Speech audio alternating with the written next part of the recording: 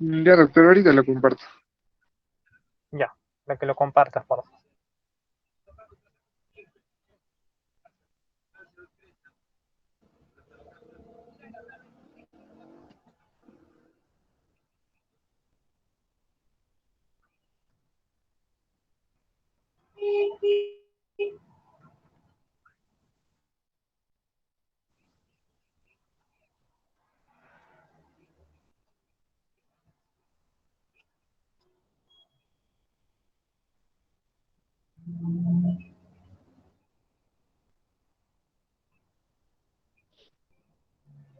Ya está, doctor.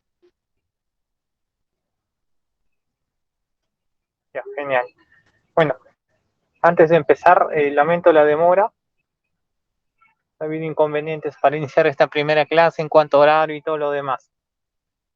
Bueno, un saludo para todos. Esta es la primera clase en la que vamos a hacer de manera introductoria lo que es la reumatología. Y eh, en la parte final vamos a hablar respecto a las evaluaciones del curso. Uno es, va a ser obligación de Diego llevar a cabo lo que es la lista. Ustedes son 47 alumnos, de los cuales tienen que tener una asistencia del 100% y va a ser tarea de Diego verificar eso antes de cada inicio de clases. Si es que algún alumno estaría ausente, igual tiene que justificar la causa de su ausencia, porque a veces tal vez podrían tener alguna clase o algún otro curso o algún curso práctico.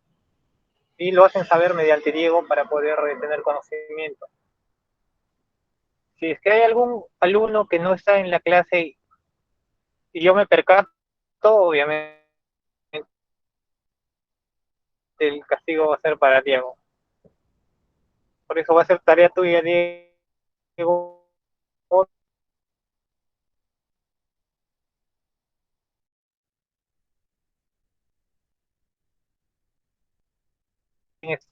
siguiente, por favor.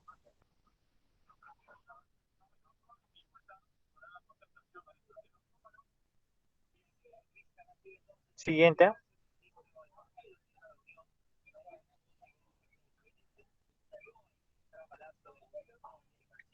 Ok. La reumatología.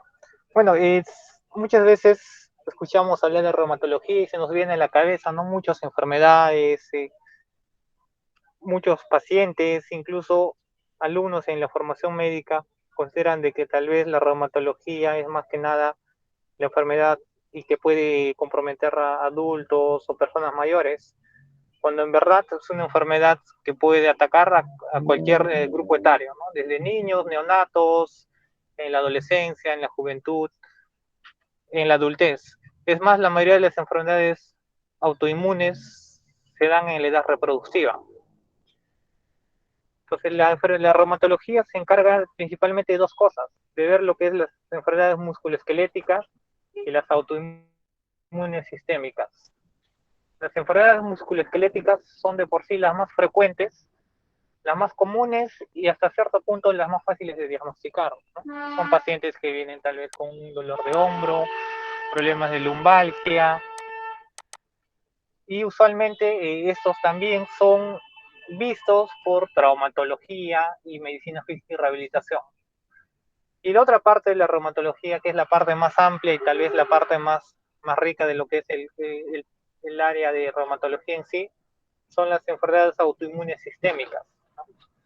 Que se producen más que nada por la alteración del sistema autoinmune, produciendo inflamación en el propio organismo, que se puede manifestar en las articulaciones, los músculos, en el pulmón, el corazón, el riñón y diferentes estructuras, incluso los nervios periféricos y en algunas ocasiones en el sistema nervioso central. Entonces, todo eso conlleva al estudio del paciente reumatológico y es de eso de lo que se trata la reumatología. Siguiente.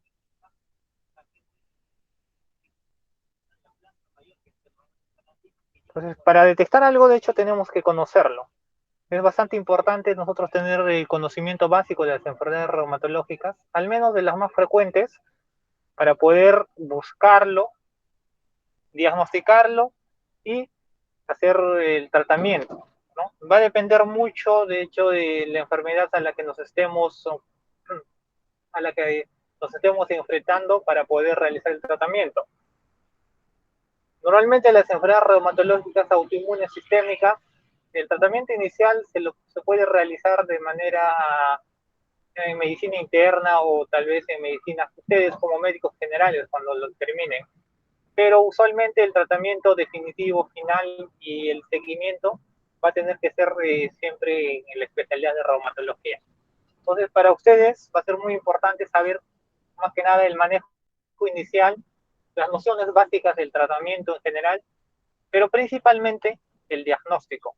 El diagnóstico y cómo llevar a cabo desde la anamnesis, la historia clínica, eh, el enfoque del paciente para llegar al diagnóstico correcto. Entonces, siempre es muy importante, pese a que estas enfermedades sistémicas son poco frecuentes, pueden ser potencialmente graves, porque hay pacientes, por ejemplo, con lupus o vasculitis que debutan con hemorragia alveolar difusa, que pueden estar tranquilos aparentemente, pero después, al día siguiente, los pacientes se complican, incluso llegan a UCI. Entonces, son pacientes muy fáciles de complicarse. Por eso es muy importante la detección precoz, porque cuando no detectamos precozmente estas enfermedades, uno, tienen riesgo de muerte y segundo, se complican y pueden llevar al deterioro y a falla de muchos órganos, problemas de los riñones, los pacientes algunas veces llegan a enfermedad renal crónica o las articulaciones se dañan, y todos esos problemas. ¿Ok? Siguiente. Por eso es muy importante dos cosas. Uno, una adecuada anamnesis. Es importante tener todos los datos importantes a la hora de enfrentarnos a las enfermedades reumatológicas.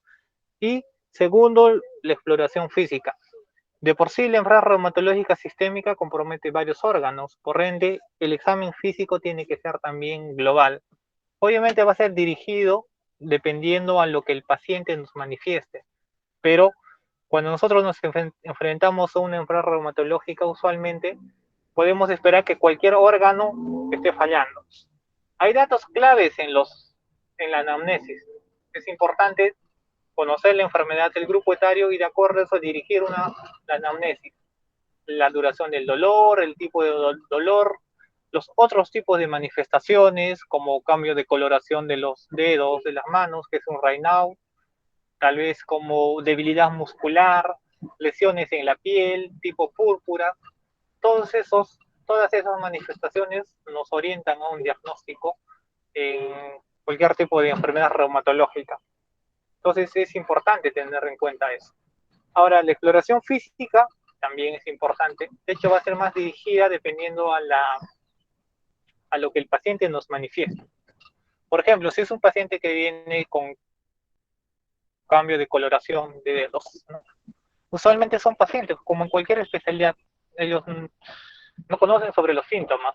Somos nosotros como médicos que tenemos que indagar lo suficiente para determinar la causa exacta de la dolencia o del motivo de consulta del paciente. O sea, ningún paciente va a venir a la consulta y decirle, doctor, tengo Raynaud y qué será lo que se debe hacer. O algún paciente que venga y te diga, tengo artritis o tengo púrpura, ¿no? Los pacientes vienen usualmente, algunos refieren, doctor, sí vengo porque no tengo sensación de frío en los dedos y lo siento muy frío y en el invierno empeora, ¿no?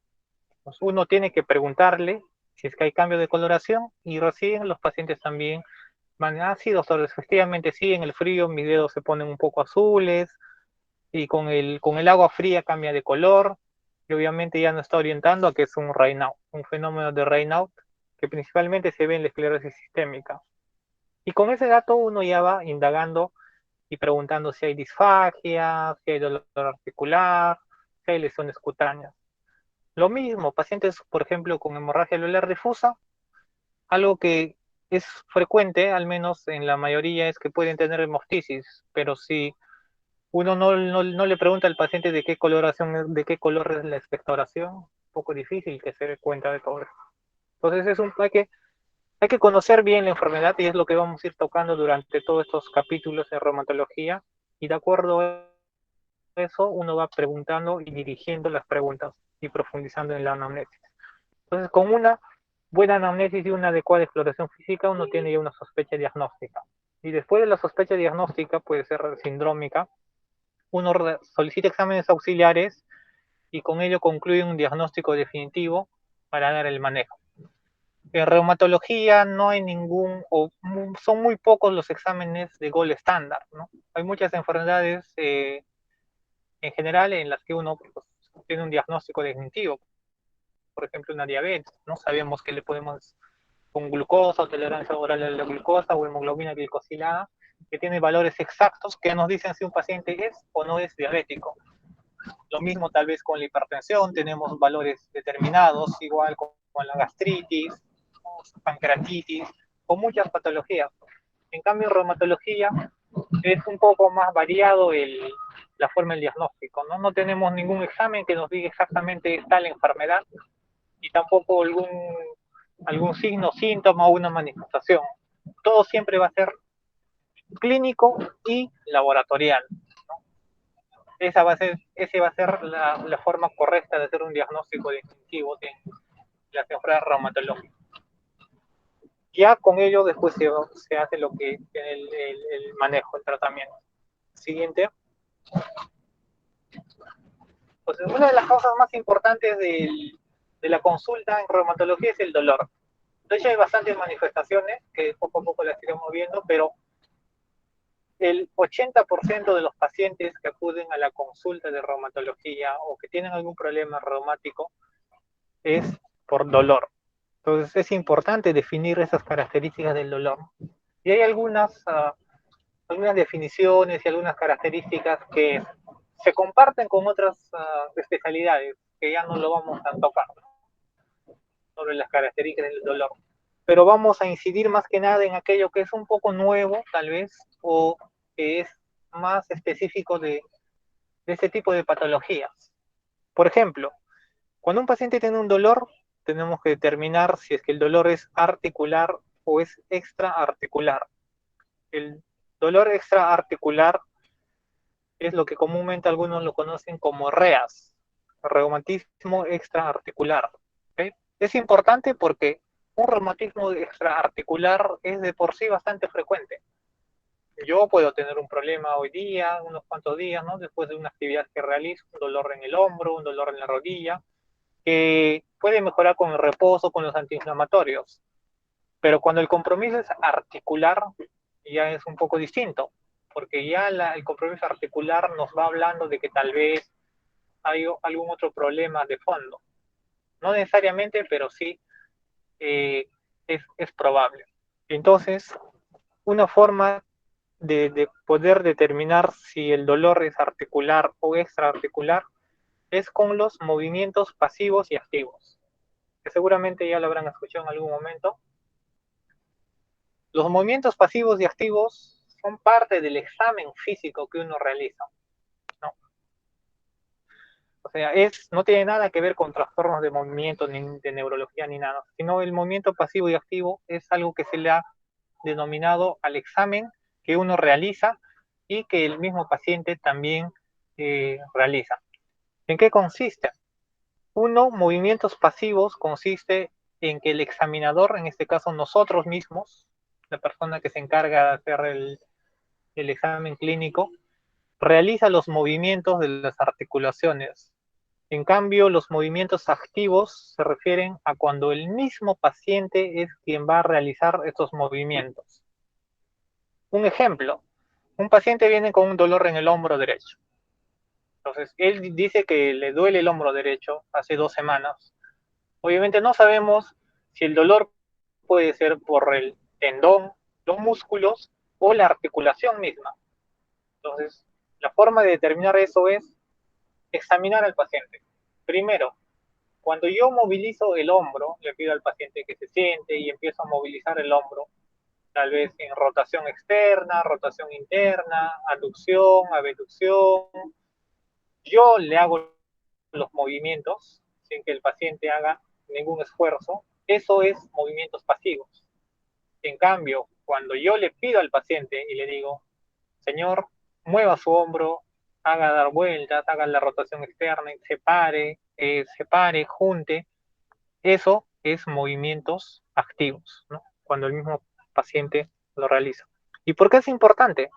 Porque generalmente en los reumatismos extraarticulares, cuando, cuando el paciente realiza los movimientos, o sea, cuando hay movimientos activos, le duele, porque obviamente está haciendo trabajar los tendones, está haciendo trabajar los músculos, y obviamente si está alterado, si está lesionado, le va a doler los movimientos activos.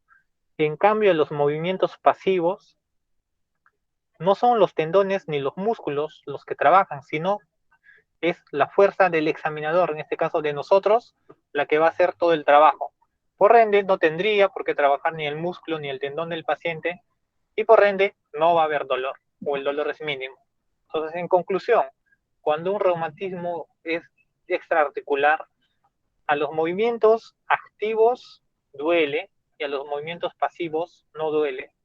En cambio, cuando el compromiso es articular, supongamos que sea una artritis de hombro, va a haber dolor en ambos casos, tanto movimientos activos como movimientos pasivos, porque a los movimientos pasivos obviamente no va a trabajar el tendón y el músculo, pero sí la articulación está dando vuelta, o sea, tiene un movimiento que yo lo voy a hacer, pero como está inflamado, va a haber dolor.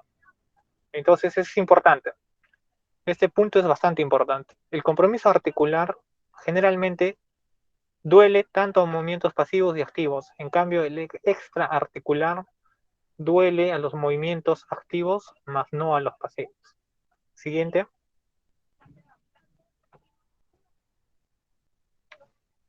Ahora, cuando ya tenemos una artralgia, o sea, del compromiso de la misma articulación o artritis, esto es bastante común. Al menos es un poco, seguramente ya habrán visto bastantes historias clínicas, y hay una parte en osteomuscular que dice AD y AT, y uno casi nunca sabe a qué se refiere con eso, ¿no? Entonces, AD significa articulaciones dolorosas y AT articulaciones tumefactas. Entonces, no es lo mismo tener una articulación dolorosa que una tumefacta. Una articulación dolorosa la puede tener cualquier paciente. En cambio, una articulación tumefacta ya significa, ya no es un síntoma, sino se vuelve un signo, porque tumefacta significa que la articulación se hinchó, que hay una artritis, que la sinovia que envuelve la articulación ha producido líquido y esa articulación se llenó de líquido. Entonces, y eso se ve al examen clínico, ¿no? Y eso se llama una articulación tumefacta. En cambio, una articulación dolorosa es lo que el paciente manifiesta que hay dolor, nada más. Ahora, la mayoría de las articulaciones tumefactas duelen, sí, exacto, pero hay algunas tumefactas que no pueden doler. Es raro. En cambio, no todas las articulaciones dolorosas pueden estar hinchadas. O sea, una articulación puede ser dolorosa y no tiene nada que ver con un aumento de volumen o inflamación. Eso es importante. Entonces, es importante siempre diferenciar artralgia de artritis. Ahora, muchas veces es difícil poder diferenciar este tipo de compromisos, porque una artralgia pues, lo manifiesta el paciente, pero una artritis tiene que tener un examinador experto para poder definir si efectivamente es o no una artritis, o sea, hay una lesión tumefacta. Porque cuando hablamos de una artritis ya estamos enfocando a que el paciente tiene una enfermedad, ¿no? Es una artritis y es decir que el paciente tiene un compromiso objetivo. ¿Ok? Siguiente. Ahora, por ejemplo, algunas articulaciones son fáciles de determinar si el paciente tiene o no artritis y en otras no tanto. Por ejemplo, en estas dos rodillas. La rodilla izquierda, ok, genial, no hay ningún problema. En cambio, la rodilla derecha está incrementada de volumen, significa que se llenó líquido. Esta es una artritis de rodilla. Tiene muchas causas, pero ya se engloba como una monoartritis de rodilla derecha, ¿no? Aquí no se cumplen los criterios de inflamación, donde hay calor, rubor y todo ello, ¿no? Normalmente la única forma de terminar la artritis, la articulación, es con la palpación. Uno tiene bastantes maniobras dependiendo de cada articulación para definir si es que el paciente o no tiene un derrame articular, o sea, una artritis. En este caso es bastante evidente. Una rodilla hinchada significa que hay líquido en esa rodilla y eso se llama artritis. En cambio, la siguiente, la cosa se complica un poco cuando las articulaciones son pequeñas. Aquí tiene una artritis que también es evidente a nivel de las interfalángicas proximales, pero en las interfalángicas, perdón, en las metacarpofalángicas también tiene algunas artritis, pero de por sí ya no es tan evidente. Entonces ahí es donde se realiza un adecuado examen físico para determinar si es que hay o no inflamación. Siguiente. Entonces, cuando hablamos de artritis, esto es bastante importante. De acuerdo al número de articulaciones, podemos definir si es una monoartritis, si solo compromete una articulación, o si es una oligoartritis, cuando compromete de 2 a 4 articulaciones, y una poliartritis, cuando es más de 4 articulaciones. Oligoartritis es la clave, 2 a 4. Es eso. Ejemplos, las espondiloartritis, tipo espondilitis anquilosante, artritis psoriásica, producen inflamación solo en ocasiones del tobillo derecho, la rodilla y la muñeca, nada más.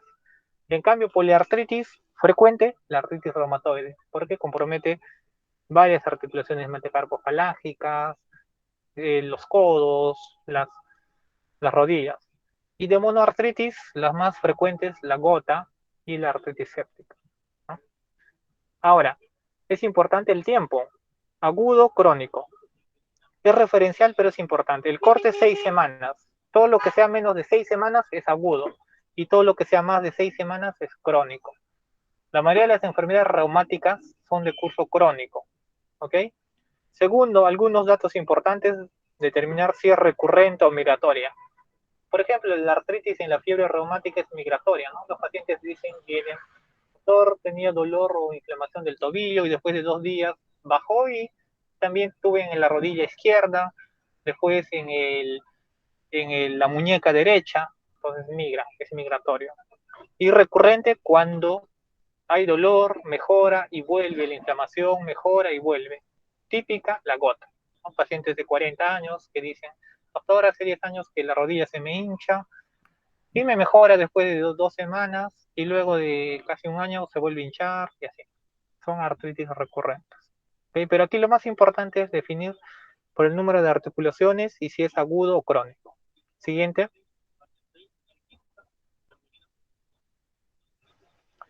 Es importante determinar si es sistémico o no. La mayoría de las enfermedades que van a ser un poquito complejas son las sistémicas, ¿no? El lupus, la artritis reumatoide, la vasculitis, las miopatías inflamatorias, Kawasaki, todo ello.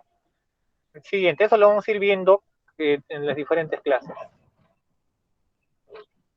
Ahora, la enfermedad reumatológica es siempre multifactorial, no tiene una causa conocida. Depende de que haya una alteración genética en el código genético, en el genoma, y va a depender de que esa alteración genética se sumen algún factor ambiental, ya sea el humo de cigarro, infección, medicamentos, depresión, lo que sea, y eso va a producir una alteración en el sistema autoinmune. La unión de esos tres va a producir lo que es la enfermedad autoinmune. Entonces no se necesita de una sola causa para producir esta enfermedad. Siguiente. Algunos datos ya tal vez un poquito más puntuales. Lo que significa actividad y lo que significa daño. Eso es importante. Más que nada es para cada enfermedad y en forma general. Actividad y daño pueden coexistir, pero el daño es progresivo. Cada año o cada tiempo que pasa, cada periodo de tiempo, la articulación, el riñón, el ojo, el sistema nervioso periférico, central, lo que sea alterado por la enfermedad, va a ir acumulando el daño. En cambio, la actividad es es más pasajera, ¿no? De hecho, va a depender mucho del tratamiento que recibe el paciente, de los compromisos que tiene. Tal vez para que se entienda, un ejemplo común es como si tuvieran un bosque que se está incendiando, ¿ok? Ese incendio es actividad. Ese incendio se puede apagar, sí, y se puede volver a incendiar, sí, ¿no? Entonces, eso es actividad. En cambio, los árboles que ya han quedado carbonizados o tal vez en cenizas, ya no se recuperan. Y eso es el daño, por ejemplo. Y cada vez que haya más incendios y más incendios, el daño se acumula, ¿no? Entonces, en las enfermedades reumáticas es importante tener en cuenta estos dos aspectos, porque va a depender mucho de eso nuestro tratamiento, nuestro seguimiento, ¿no? Entonces, solo tener los conceptos básicos, no es, el objetivo no es que profundicen demasiado en esto, solo saber más o menos a qué se refiere actividad y daño de la enfermedad. Siguiente. Por ejemplo, aquí aparentemente aquí hay dos manos, ambos tienen artritis reumatoide, solo que la imagen de la derecha es una artritis crónica, eso es irreversible, eso no va a mejorar. Y tal vez el paciente hasta ya ni tiene dolor porque la inflamación así tan severa y tan recurrente que ya dañó la articulación. En cambio, la imagen de la izquierda es una mano, pues que de hecho incluso tal vez tenga más dolor, haya más compromiso, pero la diferencia es que eso es actividad. Y eso con el tratamiento se revierte, puede mejorar. ¿Ok? Siguiente. La clinimetría. Okay. Me regalan 2 minutos, por favor. Ahorita continuamos con esto.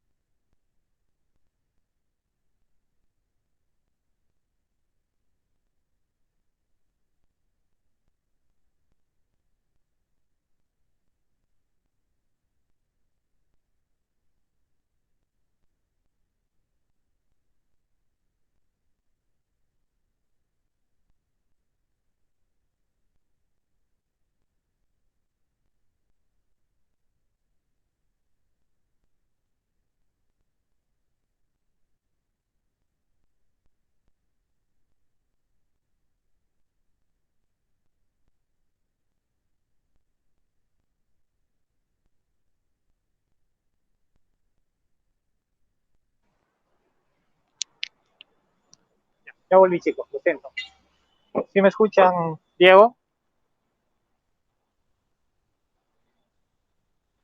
Sí, doctor, sí se escucha. Ya, genial. Entonces ya para concluir, la clinimetría. Les había mencionado que esto de la actividad y del daño es importante porque eso nos va a orientar al tratamiento del paciente. Así le modificamos el tratamiento, si es que se le, se le cambia de tratamiento, se le agrega el tratamiento. Entonces, es una forma de monitorizar. ¿Y cómo es que vamos a monitorizar esta actividad y este daño? Para eso sirve la clinimetría, ¿no? La clinimetría prácticamente, bueno, sirve para medir la enfermedad. ¿De qué manera? Medir su actividad y medir el daño. ¿Ok? Por ejemplo, en la hipertensión, bueno, son los ejemplos más comunes, ¿no? Porque es algo bastante conocido. En la hipertensión, nosotros definimos tanto el diagnóstico como el seguimiento del tratamiento de acuerdo a la presión arterial, ¿no? Si tengo un paciente que tiene 150, 80, obviamente no estando bien, tengo que o aumentar la dosis o cambiar de medicamentos. Lo mismo con la diabetes. Si tengo un paciente que tiene una glucosa de 160, igual el tratamiento no es el indicado, se tiene que cambiar o se tiene que aumentar. Entonces, eso en reumatología se llama clinimetría, porque en cada enfermedad reumatológica, como vamos a ir viendo, hay una serie de herramientas, tanto clínicos como laboratoriales e inmunológicos, que nos van a ayudar a definir si es que el paciente está yendo bien o está yendo mal, ¿no? Si es que tenemos que agregar el tratamiento, si es que tenemos que cambiar de tratamiento, si es que tenemos que intensificar el tratamiento. Entonces, porque, por ejemplo, en el lupus no hay ningún examen que nos diga, ¿no? Como una glucosa o una presión, que nos diga si el paciente está bien o no. No. Son varios los puntos. Primero, examen clínico, ver si el paciente tiene mucha alopecia, si tiene orinas espumosas, ver a los laboratorios, cómo está la BCG, cómo está el examen de orina, los inmunológicos, el antidenia de doble cadena. Todo es una serie de herramientas que uno utiliza para determinar si el paciente tiene actividad o no. Y, por ejemplo, en el lupus se llama, uno de ellos es SLEDAI, ¿no? En la artritis reumatoide tiene también su propia clinimetría, que se llama DAS28. Entonces, no es necesario que ustedes aprendan todo eso, pero sí, al menos que tengan una noción de qué significa clinimetría y de qué manera nosotros, más o menos, modificamos, cambiamos, iniciamos o suspendemos un tratamiento. Para eso nos sirve la clinimetría, ¿no? Porque es una serie de herramientas laboratoriales, clínicas e inmunológicas que nos ayudan a definir si el paciente tiene la enfermedad activa o si es que tiene mucho daño y qué tan activo está, porque la actividad también se puede dividir en actividad leve, moderada. Con eso uno indica el tratamiento. ¿Ok? Entonces, bueno, esa ha sido una clase, una parte introductoria de lo que es reumatología. Algunos de los conceptos son un poco propios de reumatología, ¿no? Por eso es importante que ustedes lo tengan en cuenta. No muy profundamente, pero sí lo sepan diferenciar para que durante la evaluación o la evolución del curso no nos vayamos a perder, ¿no? Porque todos esos conceptos los vamos a ir usando en cada tema que vayamos a estar realizando. ¿Ok? Ahora, respecto a la evaluación, algo ya más concreto, siguiente, siguiente.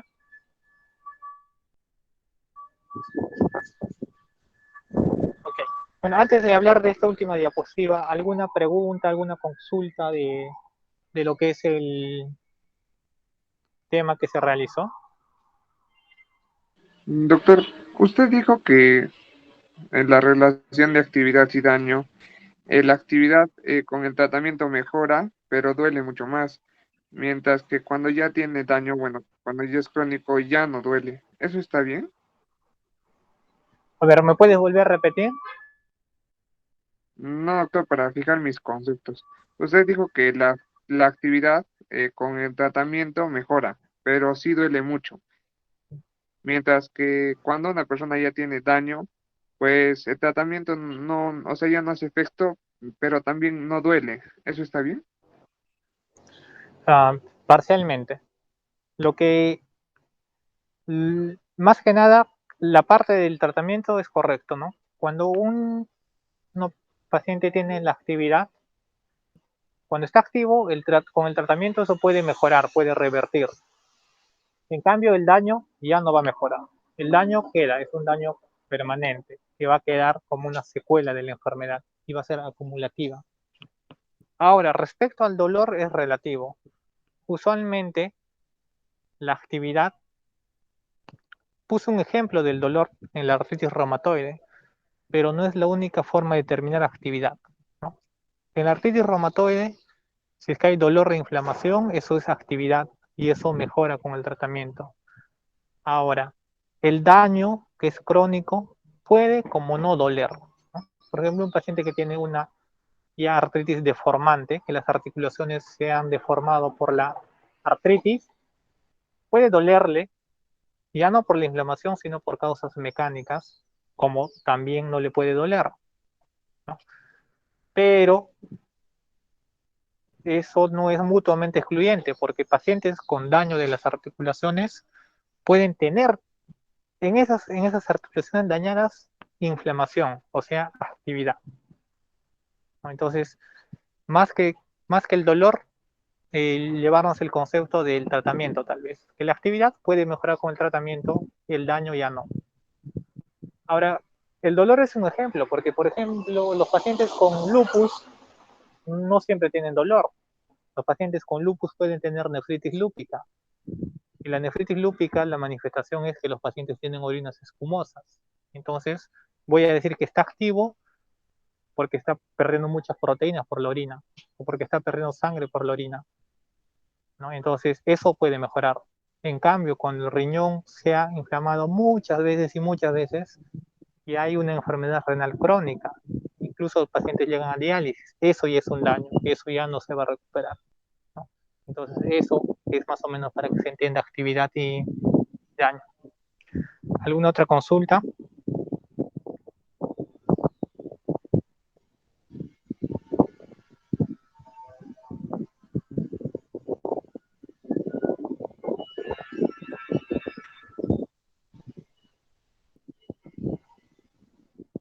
Ok, entonces, esto más que nada para tener en cuenta de qué manera se va a llevar el curso de las respecto a las evaluaciones.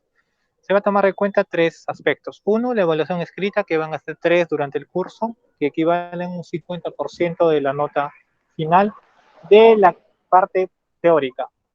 O sea, esto es totalmente de la parte teórica. El 100% es la parte teórica, que equivale creo al 70% de la nota final que van a tener. Ahora, las exposiciones y los panelistas van a tener un valor de 40%. La exposición va a ser una sola vez en todo el curso, ¿no? En grupos de 2, 3, 4, dependiendo de los temas que ya he dividido. Segundo, el panelista se refiere a que el grupo que le toca exponer después del grupo que expone es el que hace las preguntas, ¿okay? Las preguntas sobre el curso, sobre el tema de exposición. Todo eso se va a dividir en 70% la exposición propiamente dicha y un 30% las preguntas y de más o menos cómo aborden siendo panelistas. Y el último ítem son las participaciones orales. A partir de la próxima clase vamos a hacer preguntas espontáneas de manera, de manera gradual para todos. No tiene un número exacto, va a depender de cuántas preguntas, pueden ser pocas, varias, pero todos van a tener esa ronda de preguntas y de acuerdo a eso se va a sacar un puntaje final, ¿no? Y eso equivale al 10% de vuestra nota final. Es importante, de hecho, que conozcan el tema que se va a exponer y también el tema que vamos a realizar, ¿no? Tienen el sílabus, es el mismo que, el que me pasó Juan Diego, pero lo que es de farmacología, o sea, fármacos en reumatología, va a ser el primer tema. Todo el resto es igual, en el mismo orden y con los mismos temas, excepto los temas de exposición que estoy aumentando. Normalmente la clase teórica la voy a hacer yo durante unos 30 a 40 minutos y la exposición que va a durar en cada clase durante unos 20 a 30 minutos. Y algunas clases las van a hacer enteramente como exposición. ¿Okay? Y vamos a estar haciendo ese círculo de preguntas de manera continua. La intención, como le decía al grupo que inició la rotación, no es que profundizar demasiado en reumatología, porque de por sí reumatología es un poco amplio y de hecho es poco lo que se tiene que conocer como médico general o como médico general internos que van a hacer ustedes, ¿no? Entonces nuestro objetivo va a ser más que nada enfocarnos en lo que tienen que saber ustedes como médicos generales y para su internado, y también enfocarnos en en la parte de los exámenes, porque todo es con exámenes. Ustedes van a dar examen para la salud, para el internado, el MINS en algunos lugares, para el ENAM, el examen recentado, todo. Entonces también tenemos que enfocarnos en esa parte. Ok, entonces lean, ya le pasé a Percy la bibliografía que usamos, principalmente es el Kelly, tiene la edición 11 que está en inglés y la edición 10 que está traducido al español, que se los comparta a todos. Y la otra bibliografía importante es el CTO, ¿okay? CTO de reumatología. Entonces, eso sería todo respecto a la forma de evaluación de la parte teórica. ¿Hay alguna duda, alguna consulta? Doctor, disculpe, ¿podría volver a indicarme los libros de referencia, por favor? Y ver si los tiene, ya se los mandé.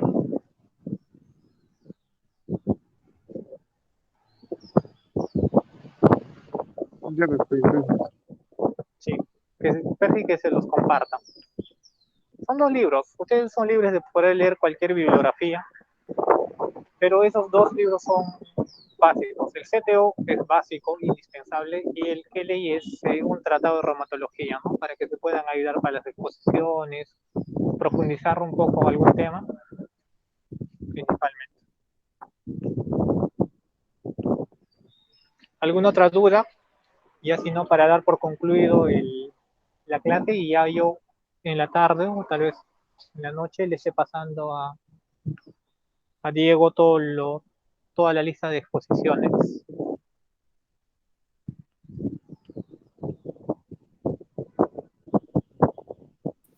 Está bien, doctor.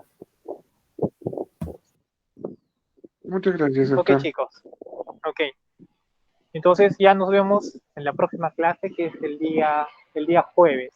¿Ok? Ya coordinan con Diego sobre la distribución para las exposiciones. La siguiente clase vamos a ver, si mal no recuerdo, artritis reumatoide y la primera exposición de fármacos en reumatología. Ya, chicos, nos vemos en la próxima. Cuídense. Gracias, Hasta luego. doctor. Gracias, doctor. Doctor. Gracias, doctor.